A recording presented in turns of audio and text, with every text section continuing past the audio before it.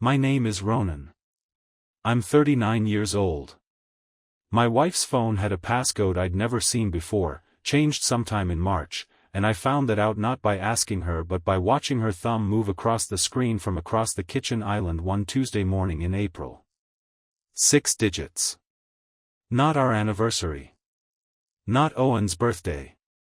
Something new, something she'd built specifically to keep me out, and she'd done it without a single conversation about why she suddenly needed to. I thought that would be the strangest thing I noticed that spring. I was wrong. 3 weeks later, my best friend Derek, the man who'd stood next to me at my own wedding, who'd held Owen in the hospital before some of my own family had, called me out of nowhere to ask, too casually, whether Melissa and I had worked things out after some fight he'd apparently heard about. We hadn't had a fight. He didn't know that. The fact that he thought we had meant someone had been telling him things I'd never said.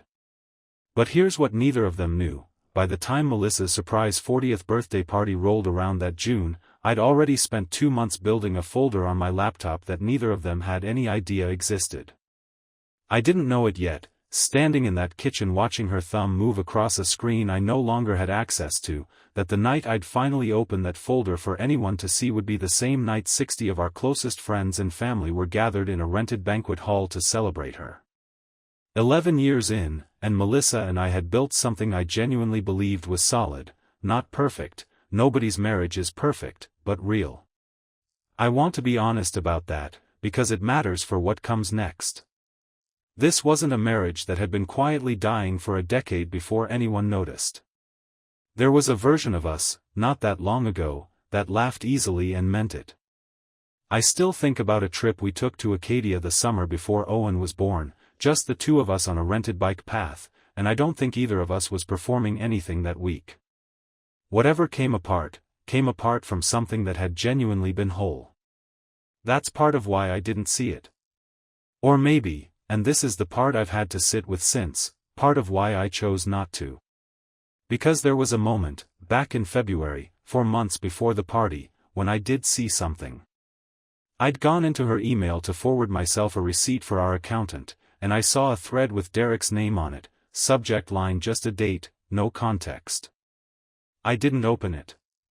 I told myself it was probably about the surprise party planning.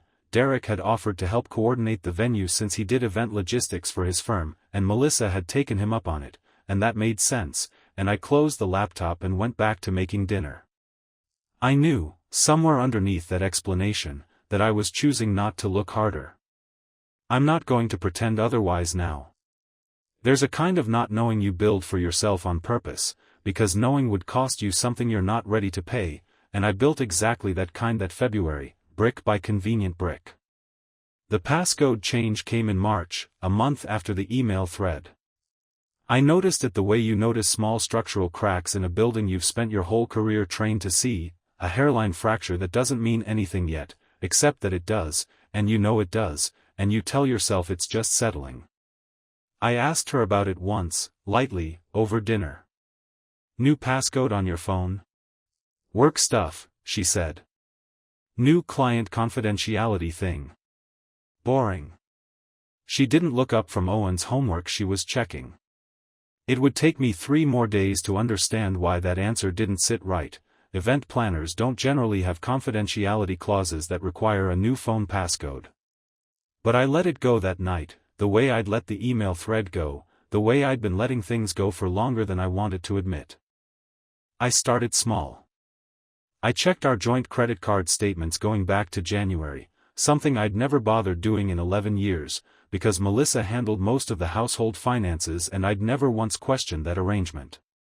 There it was, 2 charges at a boutique hotel in Portsmouth, both on Thursdays, both logged as team offsite in the shared budgeting app she used, both months before any actual team offsite had ever appeared on her work calendar.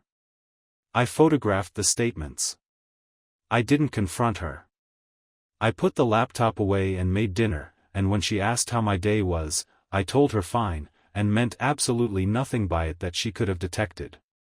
The second charge connected to the first in a way that made something click that hadn't clicked before, an odd detail I'd noticed weeks earlier and dismissed, a receipt for a hotel loyalty program email that had come through our shared email months back, one I'd assumed was spam and deleted without a second look. It wasn't spam. It was a rewards account, registered to her name, at a hotel chain I now recognized from the credit card statement. The pieces I'd been collecting without meaning to were starting to explain each other.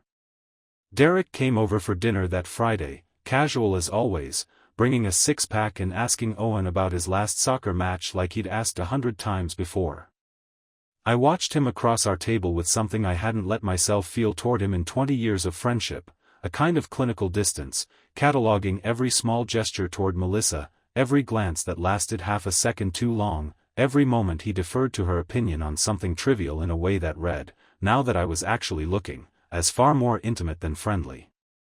He asked, at one point, how the party planning was coming along, his own cover story, laid casually on the table in front of me, and I answered normally, asked a few questions about the venue, and felt something in my chest that was less anger than a kind of cold, structural recalculation, like discovering a load-bearing wall wasn't load-bearing at all.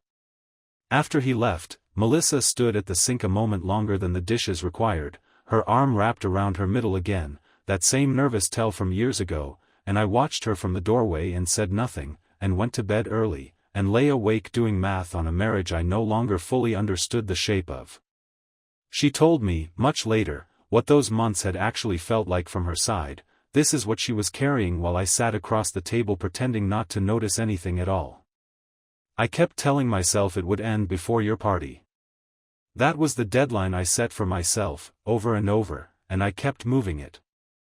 I don't think I can explain the fear the right way, except to say that some nights I'd lie awake convinced you were going to leave me, not because of anything you'd done, just this old certainty I've carried since before I met you, that eventually everyone leaves, and I got tired of waiting for it to be you. With Derek it never felt like that. It felt like I was choosing to be the one who left first, even though nothing about it made sense, even though I loved you the entire time I was doing it, which I know doesn't make it better. I told myself I'd end it quietly before the party, that no one would ever have to know, that I could fold this away somewhere and go back to being your wife completely. I didn't know you'd already found anything. I thought I still had time. That's what she told me. At the time, I only knew that something in her had gone somewhere I couldn't follow, and I was done pretending I didn't notice. The following week, I did something I'm not proud of and don't regret. I followed Derek on a Thursday, the day the hotel charges had always landed, staying 2 cars back through downtown Fairhaven, watching him turn into the parking lot of the same hotel chain from the statements. I didn't go in. I didn't need to. I sat in my truck across the street for 11 minutes, watching the entrance, and then Melissa's car pulled in 8 minutes later, and she went inside without looking around, the walk of someone who'd done this enough times that vigilance had stopped feeling necessary. I drove home before either of them did. I sat in our driveway a long time before going inside, feeling something I can only describe as the floor of my own life quietly finishing the process of giving out, one board at a time. Over months I'd spent telling myself I was imagining things. That night, I opened the folder on my desk drive at work, the one I'd started building weeks earlier, and added the credit card statements, the loyalty program printout, a time-stamped photo of Derek's car in that hotel lot. I was no longer gathering proof to convince myself. I already knew. I was building something for a different purpose entirely, though I hadn't fully admitted to myself yet what that purpose was.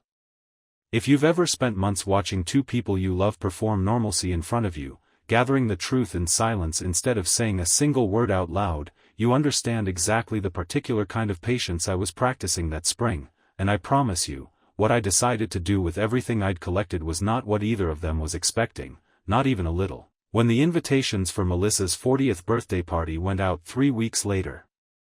The invitations went out in early May, 60 guests, a rented banquet hall downtown, caterers Melissa had booked herself months earlier, back before any of this had a name I could put to it.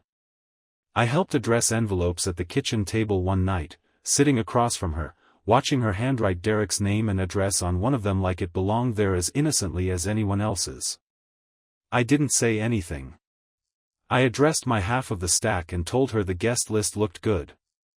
There was a strange, quiet violence in that evening that I don't think she ever registered, me, sitting 3 feet away, folding invitations to a party where I'd already half decided the real event of the night would have nothing to do with birthday cake. I hadn't fully committed to anything yet. I want to be honest about that too. Part of me, even then, was still hoping I'd find some explanation that unraveled everything I'd gathered, some version of events where the hotel visits and the passcode and the photographs added up to something survivable. I kept the folder because I needed it either way, to confront her privately if that's what I decided, or for something bigger, if it came to that. I hadn't chosen yet. I told myself I still had time to choose. Owen's soccer season wrapped up in mid-May, and Derek, still coaching, still showing up to every practice like nothing in the world had shifted, organized an end-of-season pizza night at our house. I watched him crouch down and high-five my son after his last game, genuine warmth on his face, and I felt something twist in me that had nothing simple about it. He wasn't performing that affection. That was the hardest part. Whatever he'd done with Melissa, his relationship with Owen had never been fake, and untangling those two truths from each other was more difficult than I expected it to be. Melissa caught my eye across the yard that evening, and for a second, just a second, I saw something in her face that looked almost like the woman from Acadia, the one who used to laugh easily and mean it. Then Derek said something and she turned to answer him, and the moment passed, and I stood there holding a paper plate of pizza I didn't eat, recalculating, again, what exactly I still owed either of them. That night was the closest I came to confronting her directly, sitting on our back deck after Owen went to bed, the folder practically burning through the desk drawer at work where I'd left it. I opened my mouth twice to say something. Both times, I asked about something small instead, whether we needed more folding chairs for the party, whether her mother was flying in Friday or Saturday. She answered both questions easily, and I let the real question go, and told myself, again, that I wasn't ready. That was a mistake I understand more clearly now than I did then. Waiting cost me a version of this where I might have gotten a private, honest conversation instead of what eventually happened in front of 60 people. I don't regret how it ended. But I've had to sit with the fact that some of what happened at that party was shaped by 6 weeks of my own silence as much as by anything Melissa or Derek did. 2 weeks before the party, Melissa's behavior shifted again, warmer, almost frantic with it, planning dinners, initiating conversations about a trip we might take that fall, touching my arm at the kitchen counter in ways she hadn't in months. I understood later, from what she eventually told me, that this was the period where she was genuinely trying to end things with Derek, trying to fold herself back into the marriage before anyone had to know anything had ever slipped outside it. I didn't know that at the time. I only knew that the warmth felt strange against what I already had sitting in a folder at my office, and I couldn't tell anymore which version of her was real, the one reaching for me across the counter, or the one who'd spent 5 months building a second life 11 miles away, at a hotel with a rewards program registered in her own name. Both were real.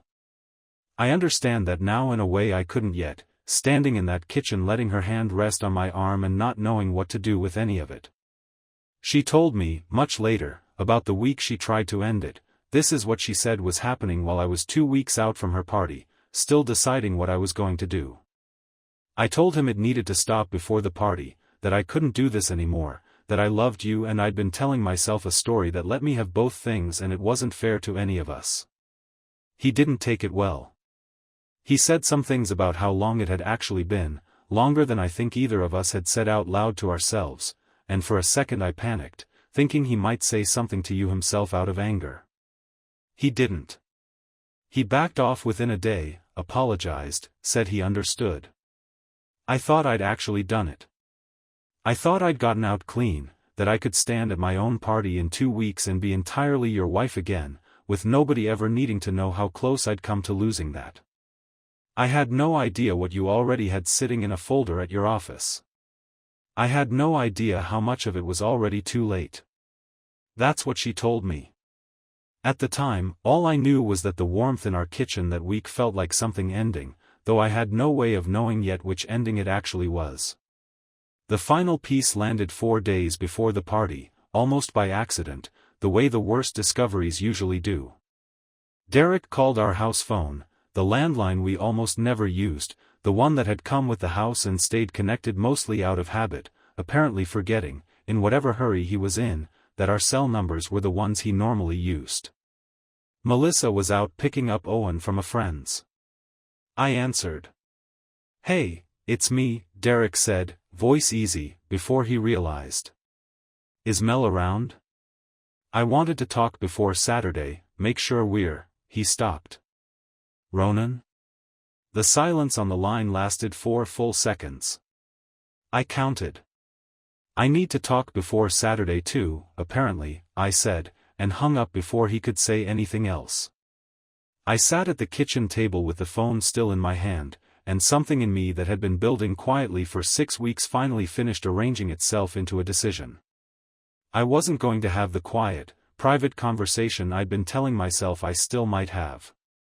Derek had just confirmed, in 5 accidental seconds, that whatever this had been, it wasn't over. Make sure we're trailing into nothing, but nothing good.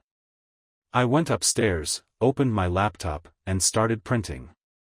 If you've ever felt an entire plan solidify in the space of one silent phone call, you already understand exactly where I was standing 4 days before 60 people gathered to celebrate my wife's 40th birthday, and I promise you, what I printed that night wasn't for a private conversation anymore. It was for the room. I printed 12 photographs that night, not all 43, just the ones that told the story cleanly, without needing explanation. The hotel exterior. The two of them together outside it, unmistakable. The note, blown up large enough to read from across a room. I laid them out on my desk at work the next morning, in order, the way you'd lay out evidence for a case you'd already decided to win. I want to be honest about what I was actually planning, because I spent the better part of those 4 days telling myself several different versions of it. The first version was reasonable: pull Melissa aside privately before the party, show her what I had, let her cancel the event herself, handle it quietly, protect Owen from any of it landing in public. I drafted that version in my head a dozen times. The version I actually built was not that one. Something about Derek's 5 accidental seconds on the landline, make sure we're, had moved something in me past reasonable and into something colder and more deliberate. 20 years of friendship. 11 years of marriage. Both of them had decided, independently and then together, that I was someone who could be managed instead of told the truth. I found, sitting at my desk that week, that I no longer wanted to hand either of them a private, dignified way out of what they'd built. I didn't tell anyone what I was planning. Not my brother, not a single friend outside the 2 people this actually concerned. I went through the motions of party preparation like any other husband, approved the final head count, picked up the cake order confirmation, helped Owen pick out a card for his mother, and underneath all of it, I was quietly working out logistics of my own. The banquet hall had a small stage area near the DJ booth, built for toasts. Melissa's sister was giving one. I was scheduled to give one too, a fact I'd known for weeks and had, until that Thursday phone call, planned to fill with the kind of warm, generic sentiment husbands give at these things. I still didn't know exactly what I was going to do with that slot. I only knew, somewhere underneath the planning, that I wasn't going to waste it on generic sentiment anymore. Owen asked me, 2 days before the party, if I was excited for Mom's big day. He was 8, genuinely thrilled about cake and a room full of people he liked, no understanding at all of what was actually accumulating underneath the occasion. I told him I was excited too, and meant part of it. I was glad, in some complicated way, that this was finally going to end, even if I couldn't yet explain to my own son why. That was the moment the weight of it actually landed on me fully, not the affair itself, which I'd been carrying for weeks, but what it was going to cost Owen specifically, regardless of what I chose to do or how I chose to do it. There was no version of this where my son's life stayed exactly as it had been. I'd been so focused on Melissa and Derek that I'd let that particular truth stay at the edges. It moved to the center that Wednesday and stayed there. Derek texted twice in those final days, normal, breezy messages about party logistics, whether I needed help picking up extra chairs, what time to arrive Saturday. I answered both normally. Short, functional, no hint of anything. I found I was good at it, this particular kind of controlled deception, better than I expected to be, and that discovery unsettled me almost as much as anything Melissa or Derek had done. I understood, watching myself type an easy reply to a man I intended to expose in front of 60 people in 3 days, exactly how someone builds a second version of themselves without it feeling like lying at the time. Melissa, meanwhile, had settled into the frantic warmth of party week, seating charts, a dress she tried on 4 times, calls with her sister about timing. I watched her operate at full capacity, genuinely excited, genuinely present with Owen and with me in a way that, if I hadn't known what I knew, would have looked exactly like a woman who loved her family without complication. Both things were true at once. I'd stopped needing them not to be. She told me, much later, what those final 2 days had felt like from her side. This is what she was carrying, without any idea what I already had. I really did think it was over. I told myself I'd handled it, that Derek understood, that whatever had happened between us was going to stay a private mistake I carried alone and never had to explain to anyone. I remember standing in the dress at the final fitting, looking in the mirror, and feeling something close to relief, like I'd gotten away with surviving my own worst instincts without losing anything that mattered. I know how that sounds now. I didn't think about you finding anything. I thought the danger had already passed. I spent those 2 days planning seating charts and picking centerpieces, genuinely happy, genuinely looking forward to a room full of people who loved me, with absolutely no idea that you already had photographs printed and sitting in a folder, 3 feet away from me in our own house, the whole time.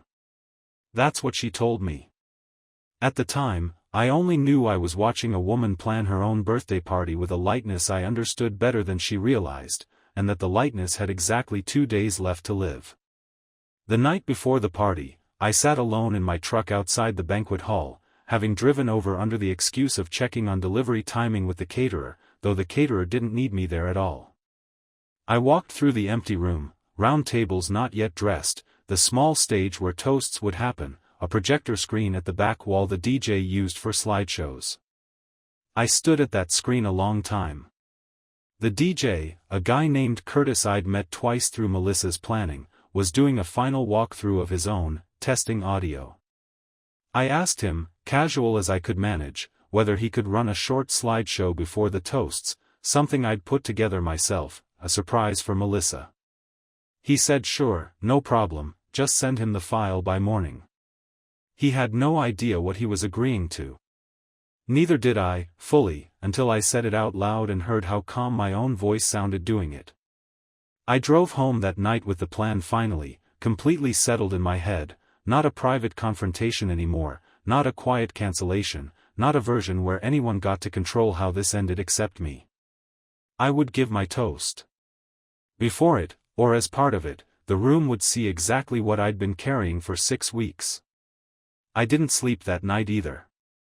I lay next to Melissa one last time as the man she still believed I was, steady, patient, oblivious, and I understood, staring at the ceiling in the dark, that this was the final night that version of me would ever exist. Tomorrow there would be a room full of people, a slideshow file already sitting in Curtis's inbox, and no path left that led anywhere except straight through the middle of it. If you've ever lain awake next to someone the night before everything changes, already knowing exactly what tomorrow holds while they sleep beside you in total peace, you understand the particular kind of stillness I was sitting in that night, and I promise you, nothing that happened at that party the next evening went the way a single person in that room, including me, expected it to. The banquet hall filled up fast that Saturday evening, 60 people, string lights, a photo booth in the corner Owen kept dragging his cousins toward. Melissa moved through the room in her dress like she belonged exactly there, hugging aunts, laughing with old college friends, radiant in a way that made the whole thing feel almost unbearable to watch, knowing what was sitting on a thumb drive in my jacket pocket. Derek arrived with his wife, Ashley, who I'd always liked, who had absolutely no idea what her husband had spent 5 months doing on Thursday afternoons. He shook my hand at the door, easy, warm, the same handshake he'd given me at our own wedding 11 years earlier. "Big night," he said. "Yeah," I said. It is. He didn't hear anything underneath it. I'm not sure I fully understood myself, in that moment, just how much was about to change in the next 90 minutes. Dinner passed the way these things do, plates cleared, wine poured, Melissa's sister giving the first toast, warm and funny, a story about them as kids that had the room laughing easily. I sat at the head table next to Melissa, her hand resting on my knee at one point, and I let it stay there, and didn't move, and didn't say anything, running through the words I'd rehearsed a dozen times that afternoon in the shower. Curtis caught my eye from the DJ booth around 8:40, a small nod, confirming the file was loaded and ready whenever I gave the signal. Melissa noticed the nod too, in passing, and smiled at me, assuming, reasonably, given 11 years of evidence to the contrary, that whatever was coming was sweet, sentimental, exactly the kind of gesture a husband makes at his wife's 40th. I stood up when it was my turn. The room went quiet the way it does for a husband's toast, an easy, expectant hush. I held the microphone and looked at Melissa for a second longer than the moment required. 11 years ago, I stood up in front of most of the people in this room and promised Melissa I'd always tell her the truth. I glanced toward Curtis. He hit play. The screen behind me lit up. Not a slideshow of birthdays and vacations, the way everyone in that room expected. The first image was the hotel exterior. A gasp moved through the crowd before anyone fully understood what they were looking at, then the second image loaded, the two of them together, unmistakable, and the room went from confused murmur to dead silence in about 4 seconds. I didn't raise my voice. I didn't need to. I laid it out the way I'd laid out the evidence in my head 100 times over 6 weeks, flat, factual, no editorializing. I found these in May, I said, into a room that had stopped breathing. I've known for 6 weeks. I wasn't going to say anything privately anymore, because for 5 months, both of you decided I was someone who could be managed instead of told the truth. So, here we are. Melissa's face went through something I'd never seen on her before, not embarrassment exactly, something closer to the floor genuinely dropping out from under her in real time, in front of 60 people who loved her. Ronan, her voice cracked on my name. She looked at the screen, then at me, then, involuntarily, at Derek, and that single glance told half the room everything they still might have doubted. It's not, she started, and then stopped, because there was nothing left to finish that sentence with that would have survived what was still glowing on the screen behind me. Derek stood up so fast his chair scraped loud against the floor. Ronan, let's step outside, let's. Sit down, I said, and something in my voice made him actually do it. 20 years of friendship apparently still worth that much obedience, even now. Ashley, beside him, had gone very still, staring at the screen, then at her husband, putting together in real time what everyone else in the room already had. She stood up without a word and walked out. Derek didn't follow her. That told the room something too. Melissa's mother, near the front, had a hand pressed flat against her mouth. Melissa's sister, who'd given the warm toast 20 minutes earlier, was staring at Melissa with an expression that mixed fury and heartbreak in a way that made clear she'd had no idea either. How long, Melissa said, finally, quiet, not really a question aimed at the room, more at herself. How long have you known? 6 weeks, I said. Since before you addressed his invitation with me sitting right across the table from you. That landed harder than anything else I'd said. I watched it land. She didn't defend herself further, not there, not in front of 60 people. Whatever composure she'd walked into that room with had entirely left her. She stood, chair scraping back, and said, voice shaking, I have to go check on Owen, which wasn't really about Owen at all, and everyone in that room understood that too. I let her go. I didn't stop her. There wasn't anything left to say in that room that needed saying out loud to 60 witnesses. I'd said the only part that was mine to say publicly, and the rest belonged somewhere private, later, whenever we got there. The party dissolved within 20 minutes, the way parties do after something like that, guests filtering out in awkward, hushed clusters, Melissa's mother crying quietly near the coat check, Derek gone before I even registered him leaving, Curtis quietly packing up his equipment like a man who understood he'd just been part of something he'd be telling people about for years. I found Melissa in the parking lot 40 minutes later, sitting in her car, not driving anywhere, mascara streaked, still in the dress she'd tried on 4 times. I didn't get in the car. I stood at her window, and she rolled it down, and neither of us said anything for a long moment. "I need you to tell me the truth now," I said. "All of it. Not the version you gave Derek's wife's absence a chance to cover for. All of it." She finally spoke. This is what she told me, sitting in that parking lot, the party still breaking apart behind us. "It started in January," she said.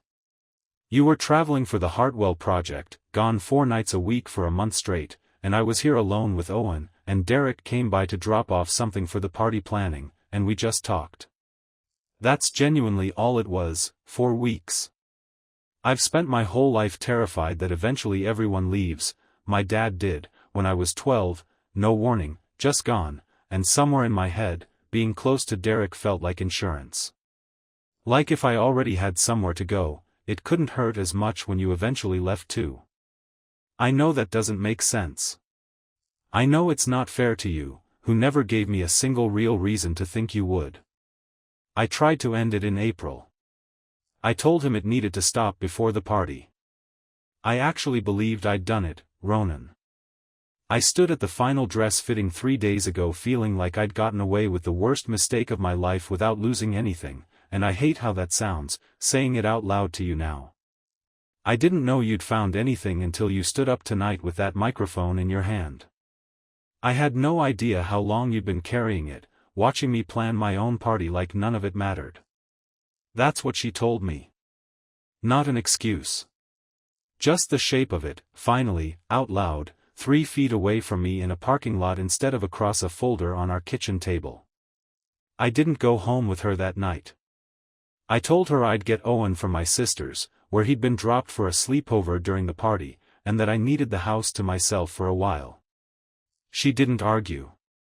I think some part of her had already accepted, watching that screen light up behind me, that there wasn't a version of tomorrow that looked anything like yesterday. I drove home alone through Fairhaven, past the turn that led to the hotel, past Derrick Street, past 11 years of a life I now had to look at entirely differently, and pulled into our driveway a little after 11, and sat there a long time before I went inside. The house was quiet in a way it hadn't been in months, not peaceful yet, but honest, finally, in a way that felt like it had been waiting a long time to arrive. I filed for divorce 9 days after the party. Melissa didn't contest it. There wasn't much left to contest. The photographs had done, in 90 seconds, what months of lawyers usually take to establish, and both of us knew it. She moved out by the end of July, into a rental across town, and the custody arrangement came together faster than either of us expected, mostly because neither of us had the appetite for a drawn-out fight. Owen split his time roughly even between us, which felt right, given that whatever had happened between his parents, neither of us had done anything to make him doubt he was loved by both. The fallout in Fairhaven moved the way small-town fallout moves, fast, and mostly out of my hands. Derek's marriage didn't survive the party either. Ashley filed within the month, and I heard, secondhand, through people who still talk to me, that he'd moved into an apartment near his office and lost 2 of the clients who'd been at that party, people who apparently decided they didn't want to do business with a man who'd spent 5 months lying to everyone in his orbit, including his own wife.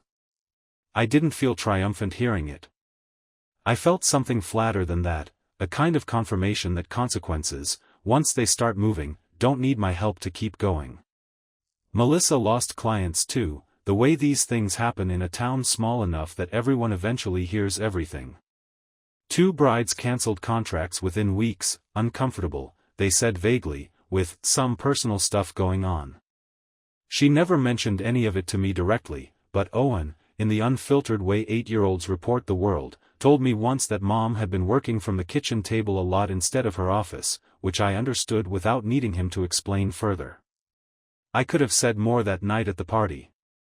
I could have used the microphone for longer than I did, said everything I'd rehearsed in the shower that afternoon, made it bigger and louder and more satisfying in the moment. I chose not to. Somewhere in those 6 weeks of silent planning, I'd decided the point was never to perform my own anger for an audience, it was just to stop being the only person in the room who didn't know the truth. Once that was done, I didn't need anything else from that room. That restraint is the only part of that night I'm genuinely proud of. I started sleeping better within a couple months, in a way I hadn't expected given how badly the ending had gone. The tension I'd been carrying since February, since that unopened email thread I'd chosen not to read, had become so constant I'd stopped noticing it was there at all, and its absence, once it finally arrived, felt almost strange before it felt like relief. Derek and I never spoke again. 20 years of friendship ended in the space of a 5-second phone call and a slideshow, and I've made a kind of peace with that being simply how it ends sometimes, not with a conversation, not with closure, just with a door that stops opening. Owen asked me, a few months later, why Mom and Uncle Derek's family didn't come around anymore. I told him the truth in the smallest way that was still true, that sometimes grown-ups make choices that hurt the people who love them, and that Mom and I both still loved him exactly the same, even though we weren't going to be married anymore. He nodded, the way kids do when they're accepting something rather than fully understanding it yet, and asked if he could still see his old teammates from Derek's soccer season. I told him yes, of course, that had nothing to do with any of this. He seemed satisfied with that, and went back to his cereal, and I stood at the counter a moment longer than I needed to, grateful that at 8 years old, some things could still stay simple. I didn't go looking for anyone new that year. I wasn't interested in proving anything to myself or anyone else by rushing into something. It was almost 18 months later, at a project site walkthrough for work, that I met a structural inspector named Fiona, and it started slowly, the way things do when neither person is trying to fix something broken in themselves through the other. I want to be clear that she wasn't a replacement for anything. She was just the first thing in a long time that felt entirely uncomplicated. I never went back to that banquet hall. I heard, through Curtis actually, who I ran into at a hardware store the following spring, that they'd stopped doing milestone birthday parties there for a while after some kind of incident. He said it with a half-smile, not knowing I was the incident, and I didn't correct him. On the 1-year anniversary of the party, I drove Owen to his mother's for their regular Saturday, and on the way back I passed the turn that used to lead to the hotel from Melissa's affair, and realized I hadn't thought about that stretch of road in months. It used to sit in my chest like a wound every time I drove past it. That afternoon it was just a road, unremarkable, the way it always should have been. That evening, I sat on my back deck alone, the same deck where I'd almost confronted Melissa a year earlier and asked about folding chairs instead, and I understood, quietly, without needing to say it to anyone, that I'd become someone steadier than the man who used to leave unopened email threads sitting in his inbox rather than face what they might contain. I wasn't angry anymore.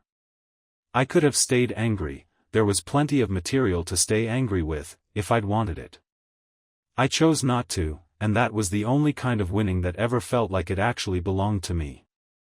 That's my story, a passcode I never learned, a slideshow no one saw coming, a road that finally stopped meaning anything.